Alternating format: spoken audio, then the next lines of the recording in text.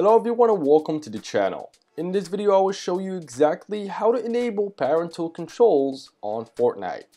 First, open the Fortnite game. Once you are in, go to the menu from your left panel. Here, tap on Parental Control. Then enter your 6-digit parental control pin. This pin protects the parental control settings. Once you are done, tap on Next. After that, tap on Set up parental controls. Then choose the email address. The email address associated with the account will be used to change or recover the PIN used to manage parental controls. You can click on the Change Email button to check and change the account email if it is not currently the parent's. Once done, hit the Next button.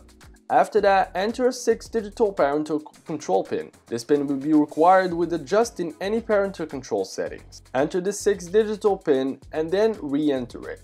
Once you are done, click on Next. Familiarize yourself with the parent control features offered by the specific mobile device and operating system your child is using. Regularly review and update the settings based on your child's age and maturity level. Encourage open communication with your child about responsible device usage. If you guys enjoyed this video, like it and share your comments or questions down below.